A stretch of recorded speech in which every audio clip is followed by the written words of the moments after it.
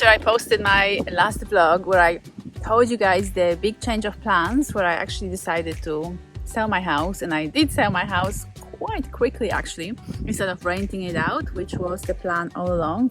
Somebody posted a comment or a question under that video saying, oh well, you make decisions very quickly. How do you know that this is the right decision to make? Like, how do you know that you made a good choice? And that is actually a very good question. I actually believe that there is no such thing as wrong decisions. There are just different paths. So, when I was deciding about my house, why not just keep it here, rent it out, leave it with an agent, and just let it sort of pay for itself and reduce the mortgage over the years as it's being rented out. So that was the plan. I wasn't going to change it.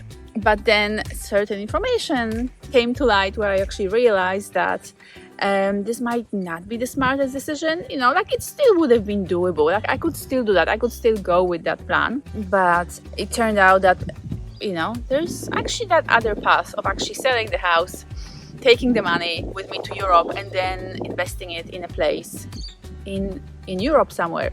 And yeah, I did make that decision fairly quickly. It took me only probably 2 days. But within those 2 days, I did speak to my accountant, my real estate agent, and my bank about what that would, like, what the consequences of that would be and what that would look like. And I also spoke to my family and friends just to kind of discuss this whole situation and gather my thoughts and recognize what it is actually that I want out of it and what is the best way to go for me. And again, going back to the question, how do I know that this is the right decision? It is because I believe there's no such thing as wrong decisions. Because whatever decision I make, it's gonna be right.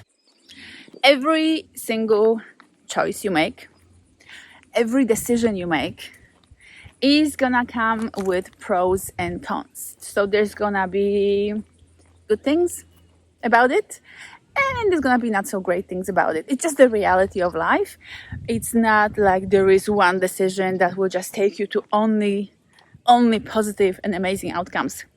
It's a little bit like a relationship thing. So you are in a relationship and things aren't ideal, as they never are in any relationship.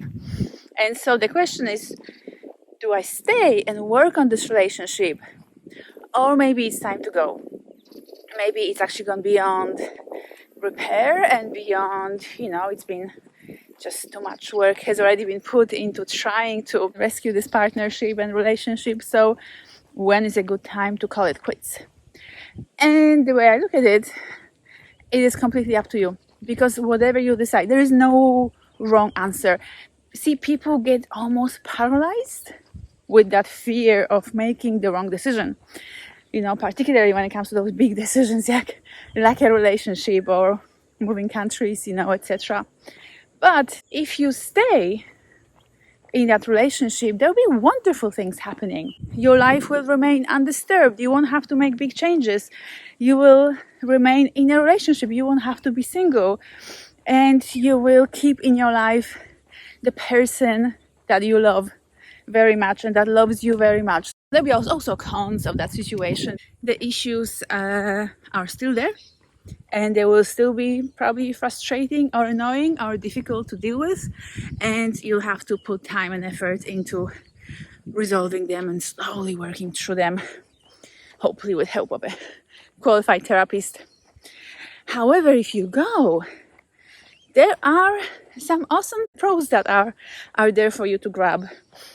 Like, you won't have to be with this partner anymore, with this partner that is potentially causing you grief, frustration, and anger, and all sort of, different issues, and there's resentment, all of that.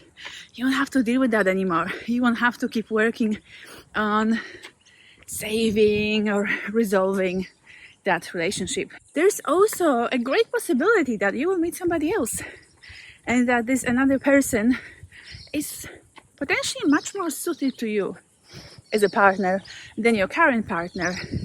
So there's a chance of actually a much better relationship in your future if you go.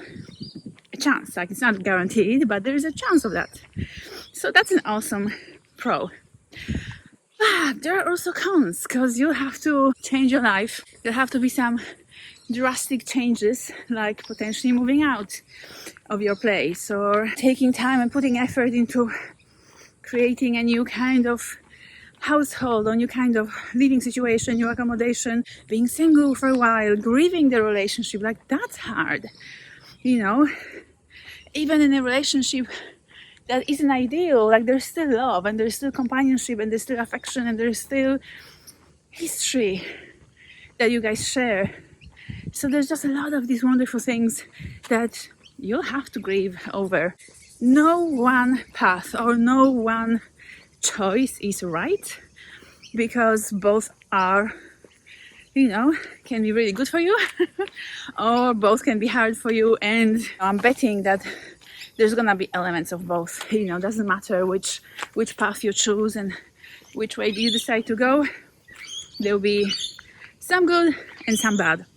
And your choice is which good plus bad you're going to choose over the other set of pros and cons.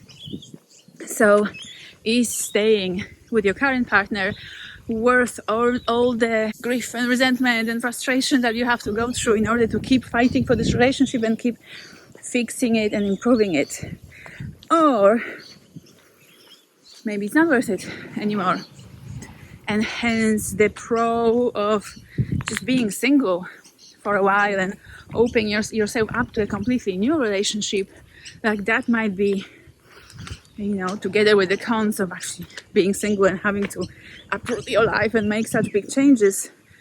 You know, maybe that situation, that set of pros plus cons is going to be more appropriate for you. And nobody can tell you what the right choice is. Your therapist or your friends and family can listen to your sets of pros and cons on both sides, and they can, you know, they can maybe help you make that decision. But it's ultimately yours to make, because you're the only one that will be living with the consequences of your choice. So in my situation, where I decide to leave Australia and go back to Europe, there are some serious pros and cons on both sides, because I love Australia. I have such a comfortable life here. The climate suits me so much. The people are amazing. The food is awesome. The opportunities are so good. Life is just easy. It's so easy to have a quality life, you know, in Australia. And there are issues in Europe that I have to deal with, like bureaucracy and setting everything up from scratch, and life not being as easy and convenient in a variety of ways: economy, weather, people, mindsets, languages, etc. Like, all of that is going to make my life and my move to Europe tricky and challenging. But there are also amazing pros in being in Europe, where, you know, the biggest one being that my entire family is there. And I have a big family that I miss a lot, and I've missed them for such a long time, because traveling back and forth is brutal. Both financially, on your pocket, it is such an expensive flight to keep going back between Australia and Europe, but it's also just brutal on your body and on your system. It is a sort of a 30 hours plus experience, you know, from door to door, and sometimes longer depending how you work out your connections. It really takes a toll. And then there's a jet lag on the other side, which you have to get over as well, and it takes time before you actually kind of settle into the normal rhythm and routine of being on a different continent and being on the other side of the world. And for your body to adjust to that, it's just going to take time. So if you are dealing with that question in your own life, whether you should do something or not, and what the right choice is, just remember, there's no wrong choices, there's no wrong answers, there's just a new set of pros and cons that you have to deal with, and it's your life. Like, it's your decision. Don't let anybody tell you that you're not supposed to be doing something or making certain choices.